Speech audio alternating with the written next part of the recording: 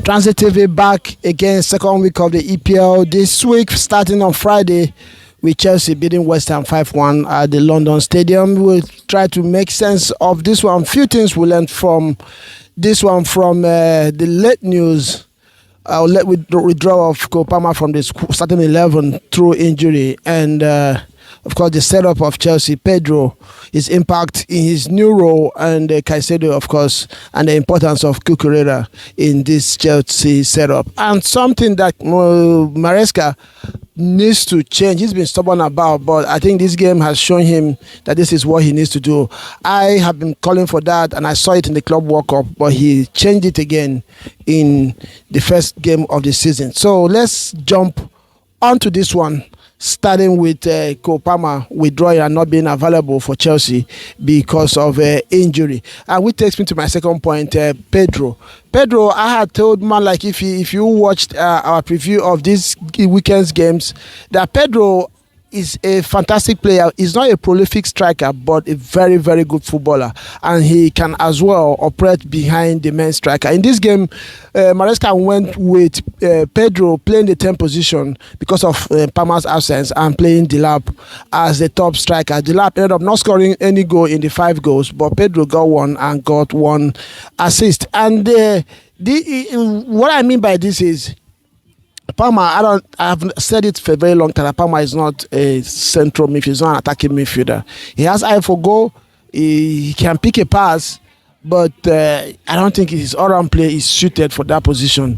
And we saw that again today. When Chelsea set up with Pedro in the 10th position, he gave them more robust attacking flair, and of course the physical attributes needed to compete in EPL, because Joao Pedro is a player that has that in his locker and also has eye for pass and goal as well. So I think this should be the best setup for Chelsea, playing Pedro for the most in most games as in the 10th position, and playing Cole Palmer when he becomes fit on the right wing, and Delap, of course, up top, or Jackson if he ends up staying back in the EPL. And this also helped Neto to be Chelsea was buying. He has built back his confidence, put smile on his face, now plays with freedom, and he is very, very integral to anything Chelsea are going to achieve going forward. The young man, his energy, his intelligence, and his reliability in that midfield really gives ball away these days, and also has what it takes going forward. I've always said that him and Enzo playing in one of the 10 positions. He was on the left 10, while Joao Pedro was on the right 10. He gives Caicedo that freedom to operate in that DM position, and Enzo coming back to help form a double pivot when it's needed. For me, this is the best setup for Chelsea. Going forward, Maresca should not be stubborn. I don't know what it is, if he's in Palmer's contract for him to play in that position. I don't think it works well for Chelsea. It doesn't give him the balance that they need in the midfield. And once Palmer fails to function in that position, Chelsea always find it difficult to produce things in any game. Another player that I want to single out in this preview is Cucurella. He will not particularly like him because of his dramatic way of looking for pass and all that, but I think he has grown to become a very, very, very reliable and integral part of that Chelsea defense. And he does this with also contributing going forward. His energy and readiness to work for the team, both defensively and attacking phase as well, as for me, has made me come to like Cucurella so much.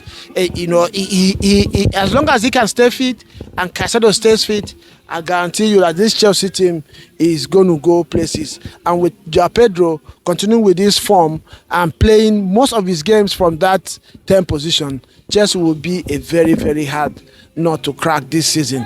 Enzo Maresca, I hope he learned from this game that this should be about the best set of security, both defensively and also add stuff for them going forward, because now it's not going to be one-dimensional. It's not going to be all balls to Palmer.